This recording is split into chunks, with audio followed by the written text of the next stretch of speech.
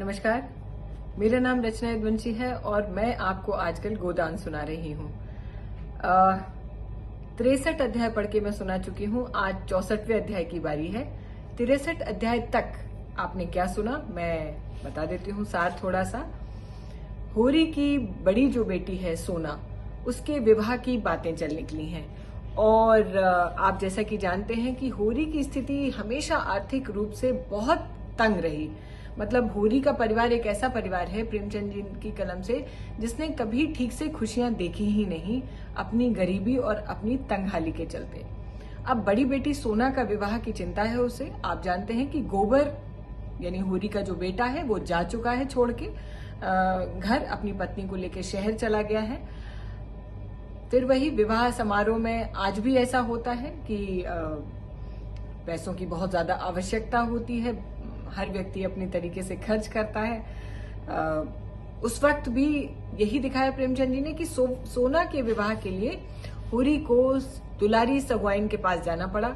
200 रुपए उधार की बातचीत तय हो गई और जब ये बात घर आके होरी अपनी पत्नी झुनिया को बताता है, धनिया को, तो वो बहुत नाराज होती है। उसका कहना है कि जैसा कि आप जानते हैं कि धनिया जो है बहुत ही व्यवहारिक महिला है, उससे सब पता है कि वो जो है वो कहती है कि दुलारी सगुआइन से आज तक जिसने ऋण लिया वो तो कभी उऋण हुआ नहीं। तुमको क्या लगता है कि वो जो है ये 200 रुपए तुम कर आए हो? और मतलब उसका कहना ये है 62वें अध्याय में वो बातचीत चली थी उसकी कि कुछ आगे भी सोचा है कि केवल सब कुछ ओरल वोकल मौखिक रूप से तय हो गया है, शादी की बात का कुछ पुख्ता उसको नजर नहीं आ रहा।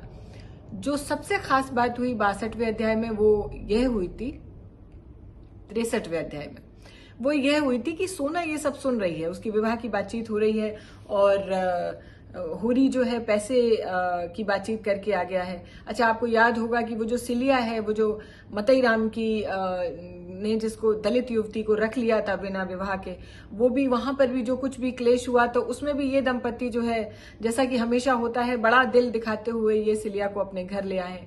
तो वो युवती यानी सिलिया और सोना में बातचीत चल रही है। सोना बहुत परिपक्व बातें करती है सिलिया से और वो कहती है कि मैं इतना दहेज लेके और ऐसा छोड़ करके अपने माता पिता को कि जिन्होंने बहुत सारा कर्जा लिया मेरी शादी के लिए, मैं नहीं जाऊंगी। मैं तो बल्कि शादी ही नहीं करूंगी क्योंकि कोई फायदा नहीं है। इससे तो बेहतर है कि वो मर जाए। मतलब वो यहाँ तक कहती है कि गुमती पास में है, मैं तो जाके जान दे दूंगी। बाद तक माता पिता जो है वो कर्जा उतारते रहे बेटी की शादी के नाम पे, ये कोई बहुत अच्छी बात नहीं है। सिलिया बहुत प्रभावित होती है उसकी सोना की इन बातों से और वो ये कहती है सोना कि अब तुम जाओ। सुनारी गांव के किसी बहुत धनी किसान के बेटे से उसका विवाह तय करने जा रहा है होरी। तो वो कहती है कि सिलिया तुम, चूंकि मित्रवत दोनों एक ही उम्र की हैं, तो वो कहती है कि सिलिया तुम चली जाओ सुनारी वालों से, यानी अपने भावी पति से जाके बात करने के लिए कहती है कि वो मना करें कि मुझे पैसे नहीं चाहिए और वो बिना रुपए पैसे के अगर मुझसे ब्याह करना चाहेंगे तब तो ठीक है, नहीं तो मैं ब्याह नहीं करूंगी। सिलिया ये संदेशा सुनारी वालों तक ले जाती है और वहां से लौट के आई है तो वो थोड़ा सा दृश्य मैंने आपको सुनाया था कि सोना बहुत सशंकित है, उसे अभी तक पता नहीं चल पाया है कि सुनारी वालों से उसको क्या संदेशा मिला है, सिलिया क्या बातचीत हुई है उसकी और क्या वो लेके आई है, उनके संदेशे, उनके उत्तर के तौर पर वो क्या लेके आई है। सोना बहुत व्यग्र है, उत्सुक है ये जानने के लिए। सिलिया डर करके सिर्फ काम करने लगती है आके, क्योंकि उसको पता है कि वो एक शरणार्थी के तौर पर होरी और धनिया के यहाँ रह रही है, तो वो आके काम करने लगती है। होरी थोड़ा बिगड़ता भी है कि काम का वक्त है, वो कहाँ चली गई थी। आज मैं आपको सुनाऊंगी कि 64वें अध्याय में सिलिया जो कि सुनारी वालों के यहाँ गई थी, उसने क्या कहा और वहां से उसे क्या संदेशा प्राप्त हुआ और वो सोना को क्या बता रही है। सुनिए। बस उसी क्षण ढोरों को वहीं छोड़ मुझे लिए हुए गौरी महतों के पास गया। महतों के 4 पुर चलते हैं, कुआं भी उन्हीं का है, 10 बीघे का ऊख है। महतों को देखकर मुझे हंसी आ गई, जैसे कोई घसियारा हो। हाँ, भाग का बली है, बाप बेटे में खूब कहा सुनी हुई। गौरी महतो कहते थे, तुझसे क्या मतलब, मैं जो चाहे कुछ लूं या ना लूं, तू कौन होता है बोलने वाला। मथुरा कहता था, तुमको लेना देना है तो मेरा ब्याह मत करो, मैं अपना ब्याह जैसे चाहे कर लूंगा। मथुरा यानी सोना का भावी पति मथुरा है और महतो उसका पिता है और ये जो वार्तालाप है ये सिलिया सुना रही है सोना को। कोई दूसरा लड़का, इतनी बात बढ़ गई और गौरी महतो ने पन्हैया उतारकर मथुरा को खूब पीटा। पन्हैया माने जूते। बात बढ़ गई तो गौरी महतो ने पन्हैया उतारकर मथुरा को खूब पीटा। कोई दूसरा लड़का इतनी मार खाकर बिगड़ जाता, मथुरा एक घूसा भी जमा देता तो महतो फिर न उठ पाते, मगर बेचारा 50 जूते खा करके भी कुछ न बोला। आंखों में आंसू भरे मेरी और गरीबों की तरह ताकता हुआ चला गया। तब महतो मुझ पर बिगड़ने लगे, सैकड़ों गालियां दी, मगर मैं क्यों सुनने लगी थी? मुझे उनका क्या डर था? मैंने साफ कह दिया, मैं तो 200-300 से कोई भारी रकम नहीं और होरी महतो इतने में बिक न जाएंगे। न तुम धनवान हो जाओगे, ये सब धन नाच तमाशे में उड़ जाएगा। हाँ, ऐसी बहू न पाओगे। सिलिया ने काफी अच्छी वकालत की है सोना की, आप सुन ही रहे हैं। सोना ने सजल नेत्रों से पूछा, मैं तो इतनी ही बात पर उन्हें मारने लगे? सिलिया ने यह बात छिपा रखी थी। ऐसी अपमान की बात सोना के कानों में न डालना चाहती थी, पर यह प्रश्न सुनकर वो संयम न रख सकी। बोली, वही गोबर भैया वाली बात थी। महतो ने कहा, आदमी जूठा तभी खाता है जब मीठा हो, कलंक चांदी से ही धुलता है। इस पर मथुरा बोला, काका कौन घर कलंक से बचा हुआ है? हाँ, किसी का खुल गया, किसी का छिपा हुआ है। गौरी महतो भी पहले एक चमारिन से फंसे थे, उससे 2 लड़के भी हैं। मथुरा के मुंह से इतना निकलना था कि डोकर पर जैसे भूत सवार हो गया। जितना लालची उतना क्रोधी भी है, वो बिना लिए नहीं मानेगा। दोनों घर चली। सोना के सिर पर चरसा रस्सा हुआ जुए का भारी बोझ था, पर इस समय वह उसे फूल से हल्का लग रहा था। उसके अंतःस्थल में जैसे आनंद और स्फूर्ति का गोता खुल गया था। मथुरा को वह वीर मूर्ति मानने लगी थी और वह जैसे उसे अपने हृदय में बिठाकर उसके चरण आंसुओं से पखारना चाहती थी, जैसे आकाश की देवियां उसे गोद में उठाए आकाश में छाई हुई लालिमा में लिए चली जा रही हों। उसी रात को सोना को बड़े जोर का ज्वर आया।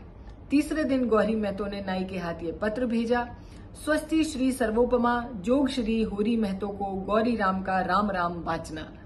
आगे जो हम लोगों में दहेज की बातचीत हुई थी उस पर हमने शांत मन से विचार किया है। समझ में आया कि लेन देन से वर और कन्या दोनों के ही घर वाले जेरबार होते हैं।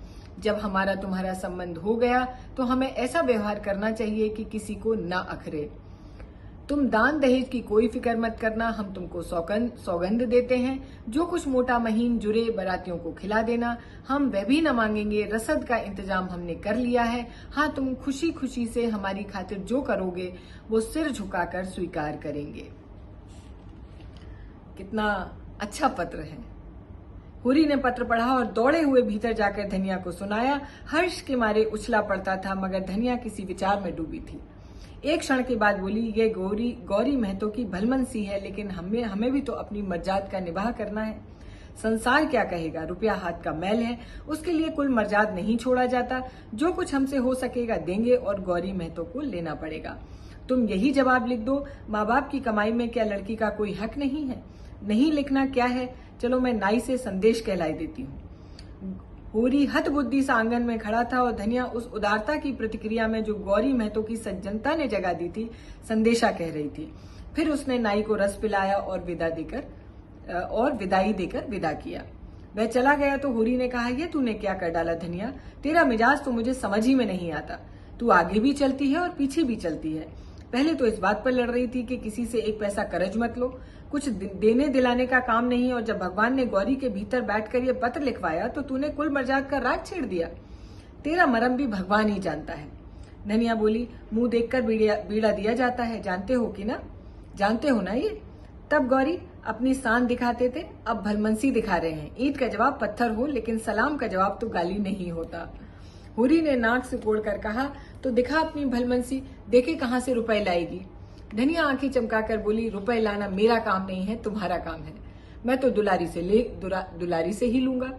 ले लो उसी से, सूद तो सभी लेंगे। जब डूबना ही है तो क्या तालाब और क्या गंगा। हुरी बाहर आकर चिलम पीने लगा। कितने मजे से गला छूटा जाता था, लेकिन धनिया जब जान छोड़े तब ना, जब देखो तब उल्टी ही चलती है। इसे जैसे कोई भूत सवार हो जाता है। घर की दशा देखकर भी इसकी आंखें नहीं खुलती। देख रही हूं मैं कि दूसरा प्रसंग छेड़ दिया है प्रेमचंद जी ने। भूला अगर याद होगा आपको कि जो झुनिया है, जो हुरी की ब्याहता तो नहीं, हुरी की अब पत्नी बन गई है, उसके पिता का कोई प्रसंग छिड़ा है भूला का, और जो कि लंबा चलने वाला है।